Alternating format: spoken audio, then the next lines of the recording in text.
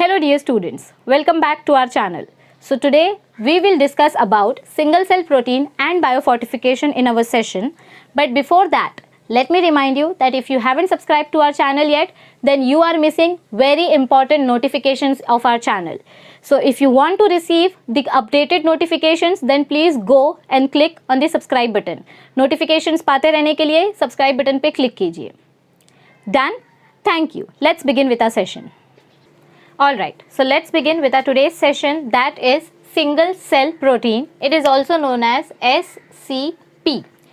अब single cell protein होता क्या है? आपके टेक्स्ट बुक में जो थ्योरी दी गई है, तो इनिशियली आपको सिंगल सेल प्रोटीन क्यों इंपॉर्टेंट है वो बताया गया है, और उसके बाद सिंगल सेल प्रोटीन क्या होता है वो बताया गया है. मतलब थोड़ा सा रिवर्स ऑर्डर में बताया गया है. बट सिंगल सेल प्रोटीन क्यों इंपॉर्टेंट है ये समझने से पहले सिंगल सेल प्रोटीन होता क्या है ये समझना बहुत इंपॉर्टेंट है. तो सबसे पहले हम यहाँ देखेंगे, ठीक है, सिंगल सेल प्रोटीन क्या होता है. What is single cell protein? Single cell protein refers to the crude or a refined edible protein extracted from pure microbial cultures or from dead or dried cell biomass. अच्छे से इसका meaning समझ कर लो कि single cell protein क्या होता है. नाम से आपको समझ में आ रहा होगा कि ये कुछ ना कुछ प्रोटीन से लेना देना है. अब अगर हम ह्यूमन बॉडी की बात करें, मल्टी सेलुलर ऑर्गेनिजम्स की बात करें, तो उनको अपनी ग्रोथ के लिए, अपनी डेवलपमेंट के लिए प्रोटीन बहुत ज़्यादा अमाउंट में चाहिए होता है. क्योंकि हम प्रोटीन को क्या बोलते हैं? It is the basic building block of the cell. Proteins are known as what? Building blocks of the cell. Cell is a single unit of life, लेकिन इस सेल को सपोर्ट करने के लिए प्रोटीन चाहिए. तो प्रोटीन के बिना इंसान कुछ भी नहीं है, या मल्टी सेलुलर ऑर्गेनिज्म ज़्यादा दिन तक सर्वाइव नहीं कर सकते. लेकिन अब नेचुरल सोर्सेज जो हैं प्रोटीन के वो बहुत कम है. मतलब हमको नेचुरली प्रोटीन बहुत ज़्यादा प्रोडक्ट्स में से छोटा सा मिलता है. मतलब आपका रॉ मटेरियल ज़्यादा यूज़ होता है, लेकिन आपका फाइनल प्रोडक्ट कम मिलता है, क्वांटिटी कम मिलती है. तो अब कैसे हम ज़्यादा से ज़्यादा प्रोटीन बना सकते हैं, उस चीज़ के बारे में हम पढ़ने वाले हैं. तो सिंगल सेल प्रोटीन क्या होता है? It means single cell protein refers to the crude or a refined edible protein. मतलब हम ऐसी प्रोटीन की बात कर रहे हैं जो या तो एकदम प्योर फॉर्म में है. क्रूड मतलब क्या होता है? एकदम रॉ फॉर्म.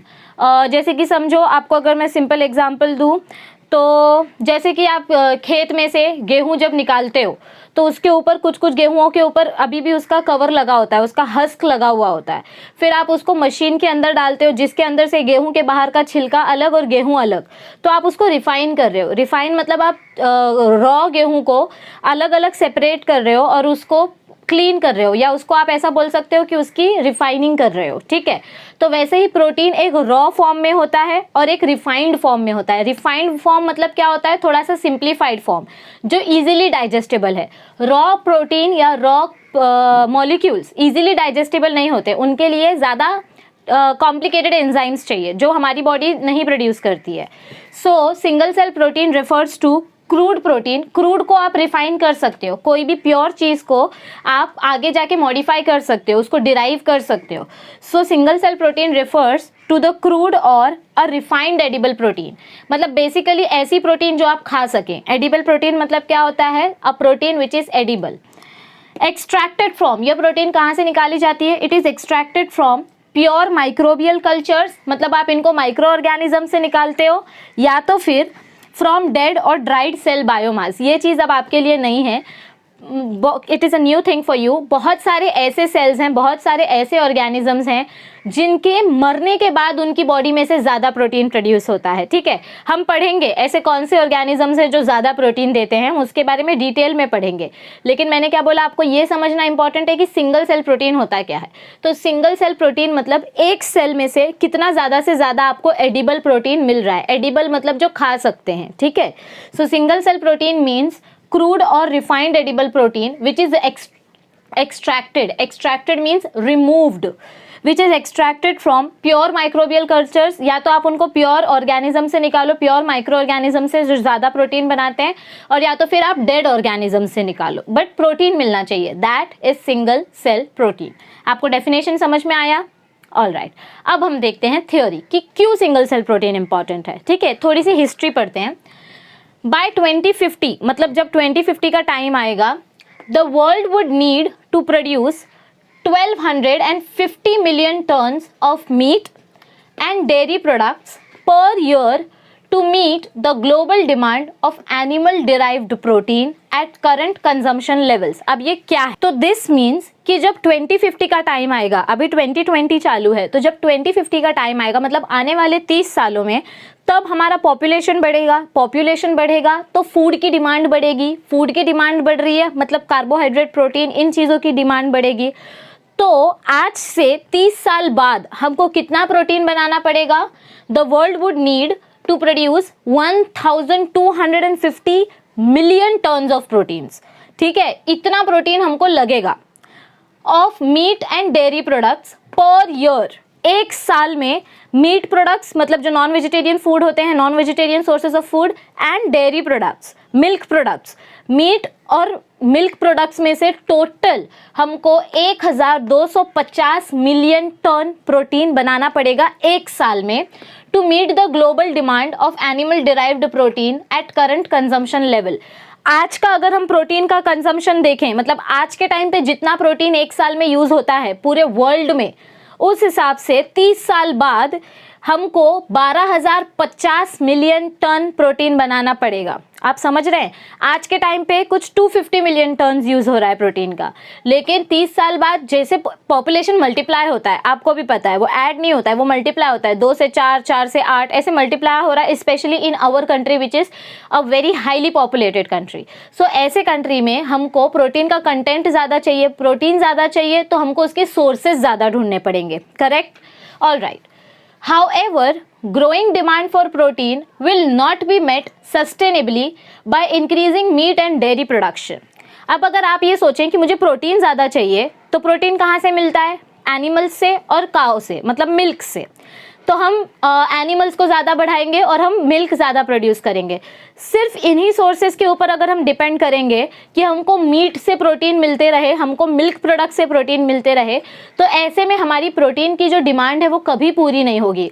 हमको ऑल्टरनेट सोर्सेज भी ढूंढने पड़ेंगे। अगर हम कन्वेंशनल मेथड पे ही डिपेंड रहेंगे, मतलब अगर हम पुराने टेक्निक्स ही यूज़ करते रहेंगे, तो हमारा प्रोडक्शन नहीं बढ़ेगा। ओके, क्योंकि टाइम के साथ पॉपुलेशन बढ़ेगा, पॉपुलेशन के साथ उनकी डिमांड बढ़ेगी, तो हमको थोड़ा सा चेंजेस करना पड़ेगा अपने टेक्निक में। So growing demand for protein will not be sustainably met. मतलब आप इसको ऐसा सोचो कि अगर आप काव मतलब डेयरी प्रोडक्शन और मीट प्रोडक्शन अगर इंक्रीज करते हो, तो आपका प्रोटीन कंटेंट इंक्रीज हो जाएगा और जिससे सारे पॉपुलेशन की डिमांड फुलफिल हो जाएगी। तो ये गलत सोच है, because of the low efficiency of converting feed to meat dairy products. मतलब क्या बोला गया है कि अगर समझो मैं एक काव का एग्जाम्पल लेती हूँ, अगर मैं उस काव को 25 किलो चारा देती हूँ तो वो मुझे 1 किलो प्रोटीन देती है। मतलब आप समझ रहे हैं कि रेशियो कितना है, 25:1। मतलब जितना हमारे एनिमल्स या जितना हमारे डेयरी एनिमल्स खाते हैं उससे 1000 गुना या 100 गुना कम वो प्रोटीन प्रोड्यूस करते हैं। मतलब जितना इनटेक है उससे बहुत कम हमको प्रोडक्ट मिल रहा है। तो अगर हम इसी सोर्स के ऊपर डिपेंड करेंगे तो ऐसे में कभी पॉपुलेशन का डिमांड फुलफिल नहीं होगा। Are you getting it? So moreover human population is under developed. Human population under developed है क्योंकि अभी तक पूरे के पूरे वर्ल्ड में डेवलप्ड कंट्रीज के कंपैरिजन में अंडर डेवलप्ड और डेवलपिंग कंट्रीज ज़्यादा हैं। And even in the developing countries, under developed की तो बात आप छोड़ ही दो, अंडर डेवलप्ड मतलब कौन होते हैं? युगांडा जैसे कंट्रीज जहाँ पर डेवलपमेंट का दूर दूर तक नामो निशान नहीं है। लेकिन इंडिया जैसी डेवलपिंग कंट्रीज में भी बहुत सारा प्रोटीन का कमी है। ठीक है, even in developing countries is suffering from protein malnutrition. मतलब हमारी कंट्री में भी, हमारी जैसी जो बड़ी कंट्रीज हैं डेवलप कर रही हैं, इन कंट्रीज में भी प्रोटीन की कमी है, प्रोटीन की माल न्यूट्रिशन देखा जाता है। माल न्यूट्रिशन मतलब कुपोषिता। ठीक है, resulting into various nutritional diseases. आपने पढ़ा होगा 11th स्टैंडर्ड में कि प्रोटीन की कमी के वजह से जो छोटे बच्चे होते हैं 1 से 3 साल तक के बच्चे, उनमें 2 बीमारियां देखी जाती है, एक क्वाशियोरकर और एक मरासमस।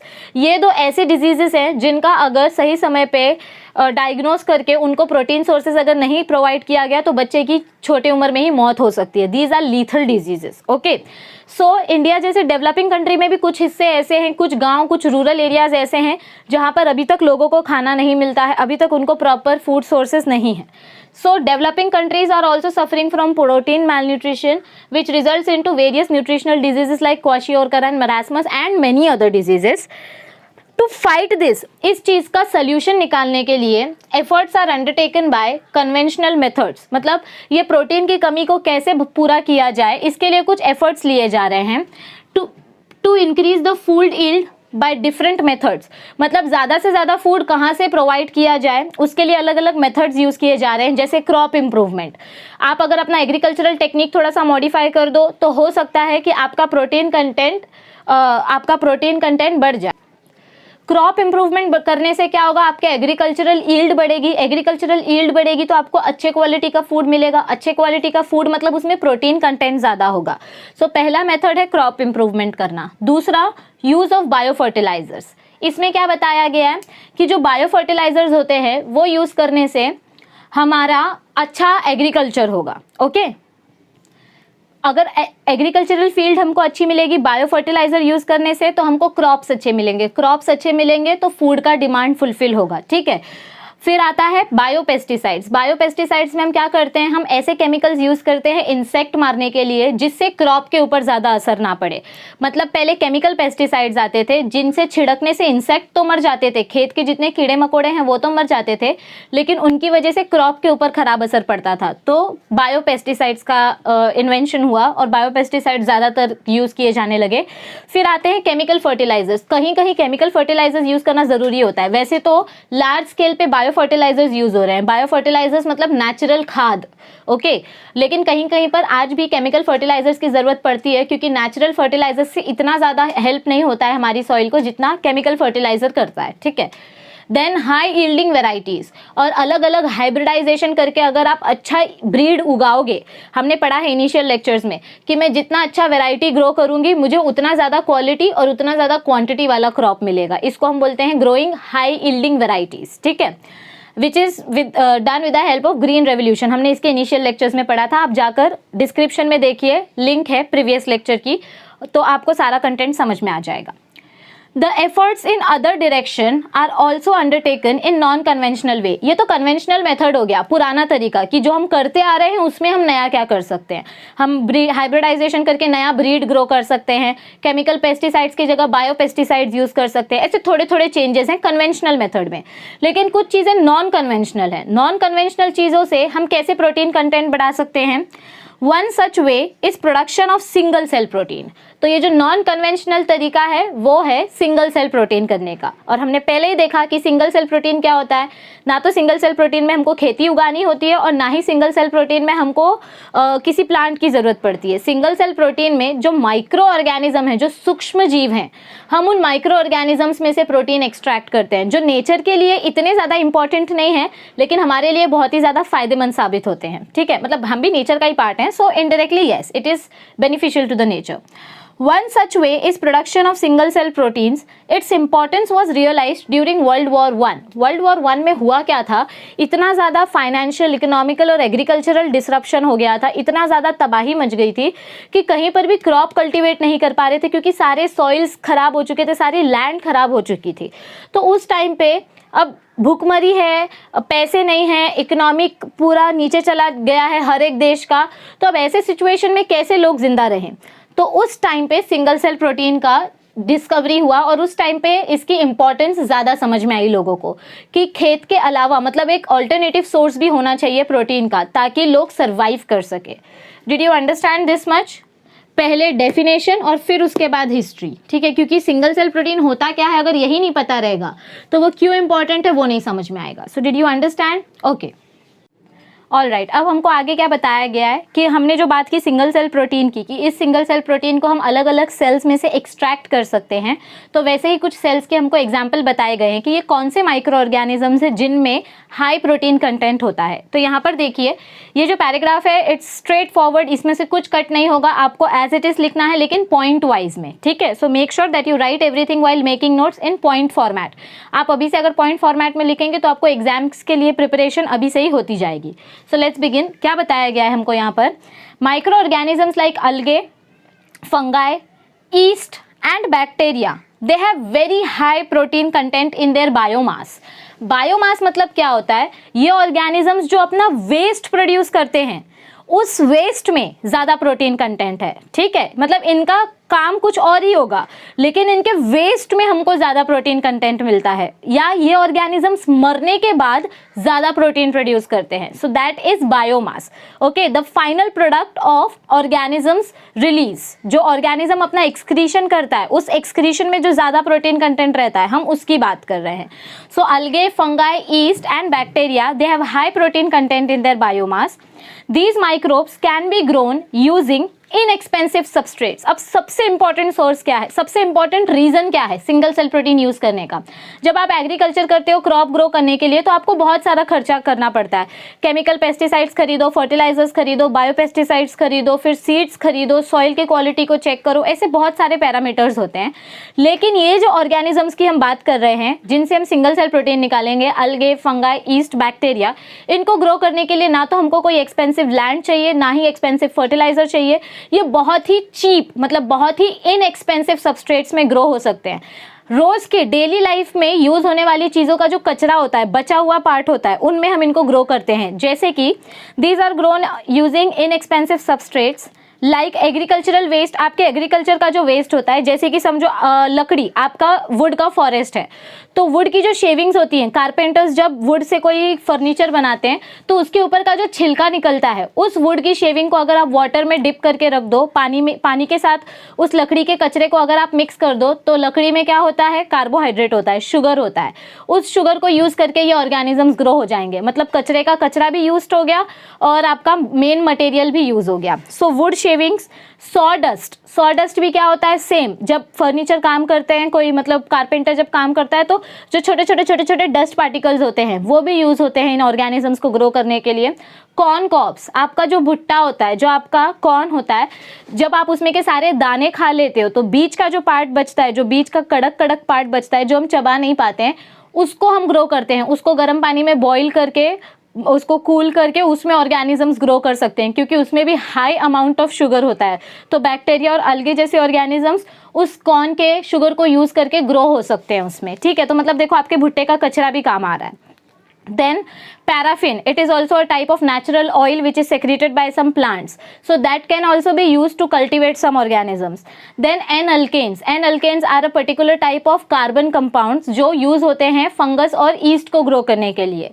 Then sugarcane molasses, आपके गन्ने का जो छिलका होता है, मतलब गन्ने के जूस की शॉप में जब आप जाते हो तो जितना हो सके वो लोग उतना जूस निकाल लेते हैं गन्ने में से, लेकिन जो बचा हुआ कचरा होता है, उस बचे हुए कचरे को आप उबाल कर उसमें से शुगर कंटेंट निकालते हो और उसमें अपने बैक्टीरिया को ग्रो करते हो. So that is sugar cane molasses, because it still contains nutrients which can be use to grow organisms. और इन ऑर्गेनिजम्स को ग्रो करके हम उनमें से सिंगल सेल प्रोटीन निकालेंगे. देखो ये लकड़ी का कचरा, मक्के का कचरा, शुगर कैन का कचरा, ये सब हम क्यों यूज कर रहे हैं? ऑर्गेनिजम्स ग्रो करने के लिए. कौन से ऑर्गेनिजम्स ग्रो करने के लिए? अलगे, फंगस, ईस्ट, बैक्टीरिया. क्यों? क्योंकि इनके बायोमास में क्या प्रोड्यूस होता है?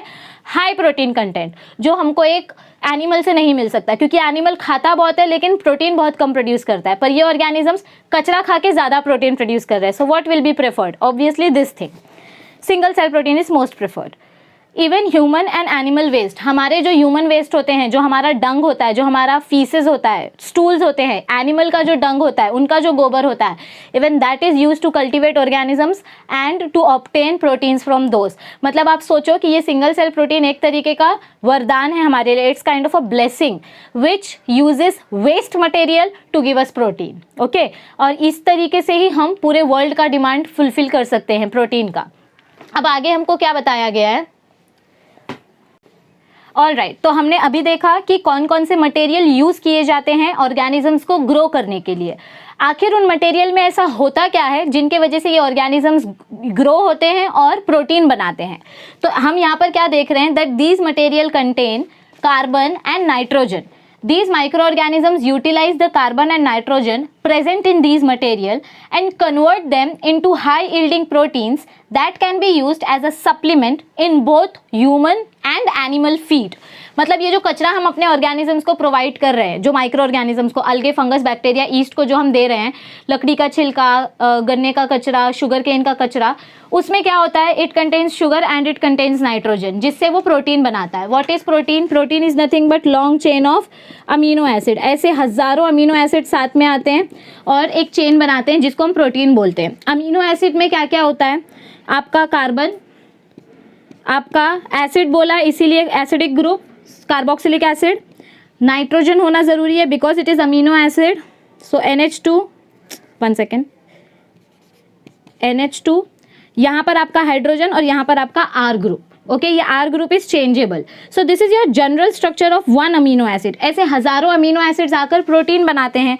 सो बेसिकली हमारे अमीनो एसिड में क्या है, कार्बन और नाइट्रोजन इंपॉर्टेंट है, ओके, क्योंकि हाइड्रोजन इनॉर्मसली प्रेजेंट है और COOH एसिडिक ग्रुप भी हमको मिल जाता है कार्बन के मॉडिफिकेशन से, डेरिवेशन से। सो हमारे कचरा, जो हम कचरा प्रोवाइड कर रहे हैं, जो हम वेस्ट प्रोवाइड कर रहे हैं, वो वेस्ट अलगे, फंगस, बैक्टीरिया, ईस्ट यूज़ करता है, उसमें से कार्बन और शुगर यूज़ करता है, मतलब कार्बन और नाइट्रोजन, और उससे वो प्रोटीन बनाता है। और ये प्रोटीन्स हम सिर्फ ह्यूमंस के लिए नहीं लेकिन एनिमल्स के लिए भी यूज़ कर सकते हैं, क्योंकि आप खुद इमेजिन करो कि अगर एक एनिमल 25-30 किलो चारा खाएगा तो फिर ऐसे कब तक हम कितना उसको सोर्स प्रोवाइड कर पाएंगे, कितना रॉ मटेरियल ग्रो कर पाएंगे। एक टाइम के बाद ये इम्पॉसिबल हो जाएगा उस एनिमल का पेट भरना।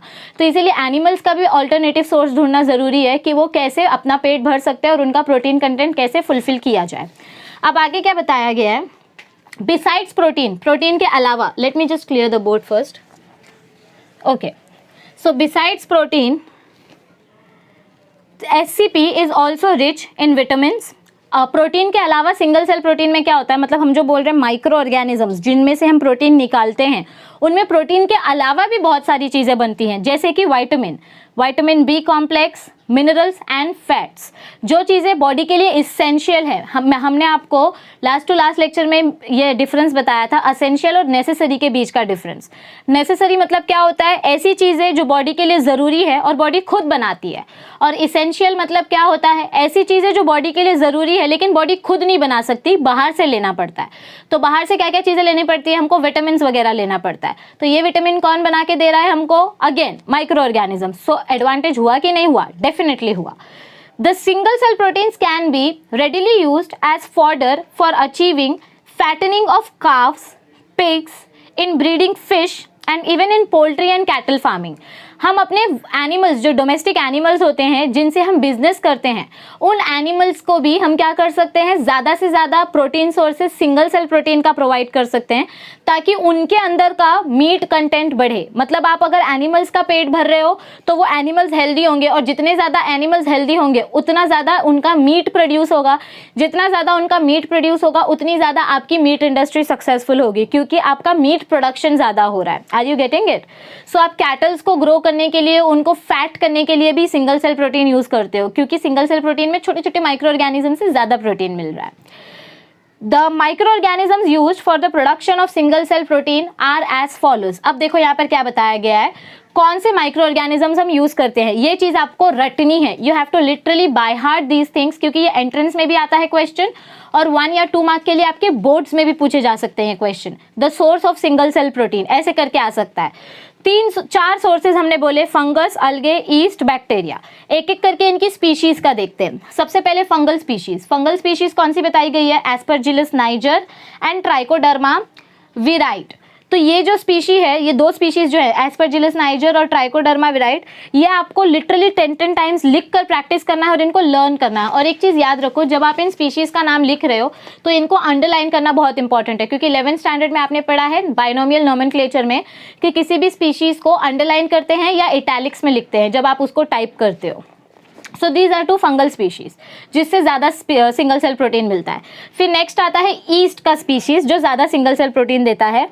First is Saccharomyces cerevisiae and second is Candida utilis. ये 2 स्पीशीज ईस्ट की ऐसी हैं जो हमको ज़्यादा सिंगल सेल प्रोटीन प्रोवाइड करती हैं। फिर थर्ड आता है सोर्स आपका अलगे। कौन से अलगे स्पीशीज से आपको ज़्यादा प्रोटीन मिलता है, स्पिरुलिना स्पीशीज एंड क्लोरेला पायरिनोइडोसा। ये 2 स्पीशीज ऐसी हैं जिनसे आपको मैक्सिमम प्रोटीन कंटेंट मिलता है amongst all the algae. And the last one is bacterial species which produces more amount of protein, and those are Methylophilus methylotrophus and Bacillus megasterium. ये 2 bacterial species ऐसी हैं जो आपको बहुत ज़्यादा प्रोटीन कंटेंट देते हैं इन अ वेरी लिमिटेड टाइम। ये जो ऑर्गेनिजम्स है, ये ऑर्गेनिजम्स बहुत कम टाइम लेते हैं मल्टीप्लाई होने के लिए, तो कम टाइम में कम मटेरियल यूज करके ज़्यादा प्रोटीन देने वाले ऑर्गेनिजम्स हैं fungi, algae, yeast and bacteria. You have to by heart these names compulsorily. Okay, am I clear with this concept? All right. All right, अब हम देखते हैं advantages of single cell protein. I hope आपको single cell protein समझ में आ गया है, तो उसका एडवांटेज आप खुद भी लिख सकते हैं। सबसे पहला एडवांटेज हमको क्या बता रहा है कि आप ये जो ऑर्गेनिजम्स होते हैं ये कम टाइम लेते हैं ग्रो करने के लिए, तो आप इसको ज़्यादा से ज़्यादा ग्रो कर सकते हैं और जितने ऑर्गेनिज्म उतना ज़्यादा प्रोटीन। सो देखो फर्स्ट पॉइंट क्या बताता है हमको, micro organisms have a high rate of multiplication, they multiply very fast, that means a large quantity of biomass can be produced in a comparatively short duration. Organism जल्दी जल्दी grow होंगे तो ज़्यादा biomass produce होगा, मतलब उनका waste product ज़्यादा produce होगा, और जितना ज़्यादा बायोमास प्रोड्यूस होगा उतना ज़्यादा प्रोटीन हमको मिलेगा। Second advantage, the microbes can be easily genetically modified. अब ये माइक्रो ऑर्गेनिज्म का डीएनए बहुत छोटा होता है, ह्यूमन के डीएनए के कंपैरिजन में माइक्रोब्स का डीएनए छोटा होता है और लेस कॉम्प्लिकेटेड होता है। तो अगर हमें इनमें कुछ चेंजेस करने हैं, कुछ जेनेटिक इंजीनियरिंग करनी है, कुछ जीन इधर का उधर करना है प्रोटीन कंटेंट बढ़ाने के लिए, तो वो आसानी से किया जा सकता है। मतलब मुझे कोई पर्टिकुलर अमीनो एसिड इंट्रोड्यूस करनी है जिससे ज़्यादा प्रोटीन बनता है, तो मैं उसके जीन चेंज कर दूंगी और ज़्यादा अमीनो एसिड वाला जीन डाल दूंगी। So micro organisms can be easily genetically modified to vary the amino acid composition, मतलब अमीनो एसिड का वेराइटी चेंज करने के लिए मैं आराम से जेनेटिक इंजीनियरिंग कर सकती हूँ।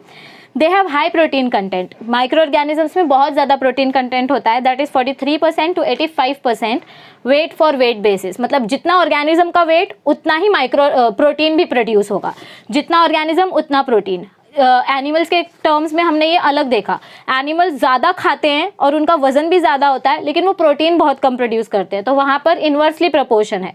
लेकिन यहाँ पर कैसा है, इट इज़ डायरेक्टली प्रोपोर्शनल, जितना किलो ऑर्गेनिज्म ग्रो होगा उतने ही किलो आपको प्रोटीन्स मिलेंगे, इनफैक्ट ज़्यादा। So this was the second advantage. Third advantage क्या बताया गया है, a broad variety of raw materials including waste materials can be used as a substrate for SCP। आपने पहले ही देखा कि SCP सिंगल सेल प्रोटीन को ग्रो करने के लिए, मतलब ये ऑर्गेनिजम्स ग्रो करने के लिए हमको कोई टिपिकल मीडिया नहीं चाहिए, टिपिकल सबस्ट्रेट नहीं चाहिए, आप वेस्ट मटेरियल को यूज़ करके भी ऑर्गेनिजम्स ग्रो कर सकते हो। So it is a plus point for single cell protein. Okay, this also helps in decreasing the number of pollutants. तो इससे क्या होगा, कम केमिकल्स यूज़ होंगे, वेस्ट प्रोडक्ट यूज़ हो रहा है, नेचुरल वेस्ट प्रोडक्ट यूज़ हो रहा है, तो आपके एनवायरनमेंट को भी कुछ हानि नहीं पहुंचेगी, मतलब आप कचरे को रीयूज़ कर रहे हो। So it is a kind of beneficial for the environment also. And last point of the advantage says that SCP single cell protein serves as a good source of vitamins। Protein के अलावा भी हमको इन organism से क्या क्या मिलता है, good source of vitamins, amino acids because they produce protein, and minerals, crude fibres etcetera. Minerals भी मिलते हैं जो एसेंशियल हैं बॉडी के लिए, एंड ऑल्सो क्रूड फाइबर्स के वजह से क्या होता है, आपकी बॉडी का डाइजेशन और आपकी बॉडी का इजेशन, मतलब जब आप स्टूल्स करते हो तो फाइबर बॉडी में ज़्यादा होगा तो आसानी से आपके स्टूल्स स्मूथली निकल जाते हैं। That is the advantage of fibres. So these are the advantages of single cell proteins which are very beneficial to the environment and to meet the demand of the growing population. I hope you understood all the advantages. All right? All right, अब हम देखेंगे नया topic, that is biofortification. Biofortification मतलब क्या होता है, बहुत ही छोटा सा टॉपिक है लेकिन इंपॉर्टेंट है। Biofortification means, bio means natural resources and fortify करना, fortification means modification.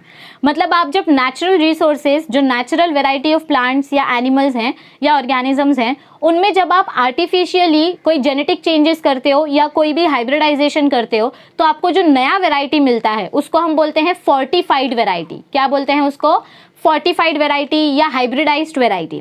So that process is known as biofortification. Basically आप बायोफोर्टिफिकेशन में क्या करते हो, आपके फूड सोर्स का या फूड मटेरियल का क्वालिटी इंप्रूव करते हो। शॉर्ट में ये है मीनिंग बायोफोर्टिफिकेशन का, to improve the quality of your food. So let's look at the definition given in your text book.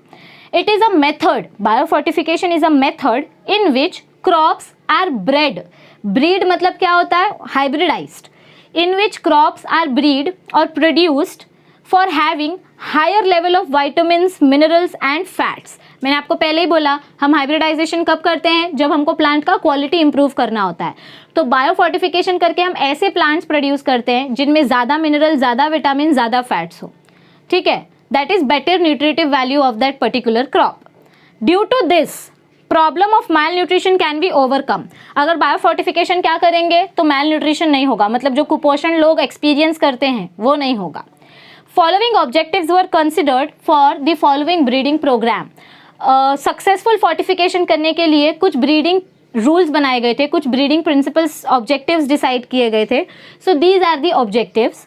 First one, protein content and quality. आप कोई भी क्रॉप में फोर्टिफिकेशन करोगे, उसमें मॉडिफिकेशन करोगे या हाइब्रिडाइजेशन करोगे, तो आपका पहला एम क्या होना चाहिए कि जो नई वेराइटी बन रही है, जो न्यू वेराइटी प्रोड्यूस हो रही है ऑफस्प्रिंग में, उसमें ज़्यादा प्रोटीन कंटेंट होना चाहिए और वो भी हाई क्वालिटी का. ऐसा नहीं कि कोई लो क्वालिटी का प्रोटीन बन रहा है, high quality protein content. Second, उसमें ऑयल कंटेंट ज़्यादा होना चाहिए of good quality. Third, vitamin content should also be sufficient enough in that new breed.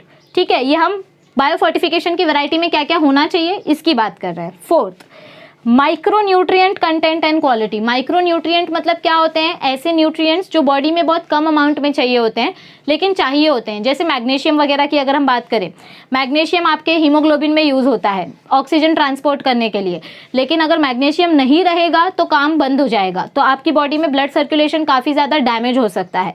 तो मैग्नीशियम चाहिए बहुत कम अमाउंट में, लेकिन चाहिए. Okay, so these are micro nutrients. We should get micro nutrients also from our crop by biofortification. And okay, and the quality of that the quality of the micronutrients should also be better. Biofortification can be achieved. देखो अब ये next paragraph में क्या बताया गया है. Biofortification can be achieved through conventional selective breeding practices and also through rDNA technology. अगर हमको ये बायोफोर्टिफिकेशन करना है तो हम कैसे कर सकते हैं? दो तरीके हैं. एक तो आप कन्वेंशनल हाइब्रिडाइजेशन टेक्निक यूज़ करो, मतलब दो अच्छे वेराइटीज़ यूज़ करके एक नया वेराइटी प्रोड्यूस करो, जिससे आपको जो नया ऑफस्प्रिंग मिलेगा, जो नया ब्रीड मिलेगा, उसमें सब कुछ ज़्यादा होगा आपके हिसाब से, मतलब your desirable characters will be there in the new breed. So either you do selective breeding technique मतलब hybridisation technique, or you can also do rDNA technology. What is rDNA? rDNA मतलब राइबोसोमल डीएनए नहीं, rDNA मतलब recombinant DNA technology. Recombinant DNA मतलब क्या होता है? आप दो ऑर्गेनिजम्स का डीएनए मिक्स करते हो नया ऑर्गेनिज्म बनाने के लिए, या दो वैरायटी मिक्स करते हो एक नई वैरायटी बनाने के लिए. So that is rDNA technology. Okay, so these are the techniques you can use to do biofortification and to produce a improved variety of the crop. Next, it focuses on making plant food more nutritive as plant grow or develop. मतलब basically biofortification का focus क्या होता है कि हम जो भी crop बना रहे हैं, जो भी नया वैरायटी ग्रो कर रहे हैं, उसमें ज़्यादा से ज़्यादा न्यूट्रिशन हो, ताकि ह्यूमंस को या एनिमल्स को कोई और अल्टरनेटिव सोर्स प्रोड्यूस करने की ज़रूरत ना पड़े. Did you understand? All right, अब हम देखेंगे सम एग्जाम्पल्स ऑफ बायोफोर्टिफिकेशन. अब इन एग्जाम्पल्स में हमको क्या बताया गया है? हमको ऐसे इम्प्रूव्ड क्रॉप्स की वैरायटी बताई गई है जिनमें हाइब्रिडाइजेशन करने के बाद या rDNA टेक्नोलॉजी करने के बाद हमको ज़्यादा प्रोटीन कंटेंट मिला. ठीक है, all right. So first example is fortified maize having twice the amount of amino acids. मतलब जो आपके पहले के मेज प्लांट होते थे उनमें आपका अमीनो एसिड्स का कंटेंट कम होता था. कौन से अमीनो एसिड्स? लाइसिन और ट्रिप्टोफैन. ये दो ऐसे अमीनो एसिड्स हैं जो बहुत ज़्यादा यूज़ होते हैं प्रोटीन बनाने में. ठीक है, these two amino acids are very important for humans as well as for animal. तो नेचुरल सोर्स ऑफ लाइसिन और ट्रिप्टोफैन इतना ज़्यादा नहीं था. मेज़ में से ये लाइसिन और ट्रिप्टोफैन मिलते थे, लेकिन जब हमने इनको बायोफोर्टिफाई किया, मतलब इनकी अंदर हाइब्रिडाइजेशन किया, इनकी नई वैरायटी बनाई, तो हमको डबल क्वांटिटी में लाइसिन और ट्रिप्टोफैन मिलने लगा. So this is first advantage, first example of biofortification. After biofortification you got a new variety of maize which produced doubled amount of amino acid, that is lysine and tryptophan. How many amino acids are there? By the way, आपने अपने 11th standard में पढ़ा है proteins के बारे में. वहाँ पर हमने बताया था कि कितने अमीनो एसिड्स होते हैं, नेचर में कितने अमीनो एसिड्स हैं और कितने उसमें से प्रेजेंट है, और कौन सा अमीनो एसिड नेचुरली प्रेजेंट है बट यूज़ नहीं होता है. यह आप कमेंट सेक्शन में बताएंगे. आपका होमवर्क क्या है? I feel very happy while giving you homework. आपका होमवर्क ये है कि नेचर में कितने अमीनो एसिड्स प्रेजेंट हैं, उनमें से कितने यूज़ होते हैं और कौन सा अमीनो एसिड रेयरली यूज़ होता है या यूज़ नहीं होता है, ये आपको आंसर करना है. ठीक है, all right. So second example of our biofortification is Wheat Atlas 66. It has a high protein content and iron fortified rice has 5 times more iron are developed. मतलब ऐसे वीट बनाया गया, नया वेराइटी का वीट एटलस 66, और ऐसा नया rice बनाया गया जिनमें प्रोटीन और आयरन कंटेंट ज़्यादा हो, वीट में प्रोटीन कंटेंट ज़्यादा और राइस में आयरन कंटेंट ज़्यादा, तो आपको ये वैरायटी का एग्जाम्पल्स याद रखना है. एग्जाम्पल्स इंपॉर्टेंट होते हैं. Okay, they can be asked for 1 marks. All right. So हमने मेज का वैरायटी देखा, वीट का देखा, राइस का देखा. Next is vegetable crops like carrot and spinach. Spinach means पालक.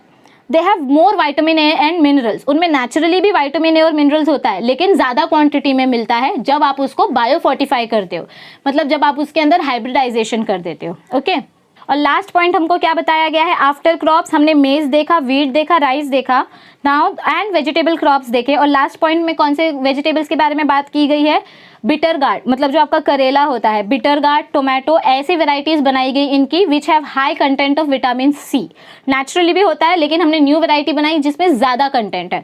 सो बेसिकली बायोफोर्टिफिकेशन का मतलब क्या होता है, हर चीज़ के कंटेंट को ज़्यादा कर देना, हर चीज़ की क्वांटिटी को डबल कर देना, ताकि ज़्यादा पॉपुलेशन को आप एक साथ फूड प्रोवाइड कर सको. So this is the basic aim of biofortification. Did you understand everything? Please make sure that you learn all the examples properly and do not forget to answer the question that I have asked you in my earlier topic. All right? Okay. All right, dear students. So I hope कि आपको आज का session अच्छे से समझ में आया होगा. मैंने जो क्वेश्चन पूछा है कि नेचर में कितने अमीनो एसिड्स होते हैं, वो आपको आंसर करना है. क्वेश्चन क्या है, how many amino acids are present in nature, how many of them are used and which one is not used. Okay, so ये अमीनो एसिड्स आपको नेम करने हैं, मतलब जो नहीं यूज होता है उसका नेम करना और नंबर नेम करना है आपको कमेंट सेक्शन में. इट इज़ फन, आपका रिवीजन भी हो जाएगा और थोड़ा सा पार्टिसिपेशन भी हो जाएगा and you will feel involved. So आज का टॉपिक काफ़ी इजी था और काफ़ी इंपॉर्टेंट था from boards point of view. Single cell protein के ऊपर डेफिनेटली शॉर्ट नोट आता है और बायोफोर्टिफिकेशन का डेफिनेशन 100% पूछा जाता है, या तो फिर एग्जाम्पल्स. तो मेक श्योर कि आप इन दोनों टॉपिक्स में से सारे एग्जाम्पल्स को अच्छे से लर्न करें और उनको लिख कर प्रैक्टिस करें, because you always mess with the spellings. Okay, फिर भी अगर आपको आज के सेशन में कुछ डाउट होगा, then do not feel hesitated to ask your doubts in our comment section. Feel free and ask your doubts freely. अगर आपको आज की वीडियो अच्छी लगी है और समझ में आई है तो प्लीज़ लाइक बटन पर क्लिक कीजिए. अपने ओपिनियंस को शेयर कीजिए हमारे साथ, हम अपनी क्वालिटी को कैसे इम्प्रूव कर सकते हैं. And also share these videos with your friends as much as possible, because it is important for them also. Okay, and one more thing, if you haven't subscribed to our channel yet, then please go and click on the subscribe button. Okay, all right, stay tuned. Thank you, see you soon.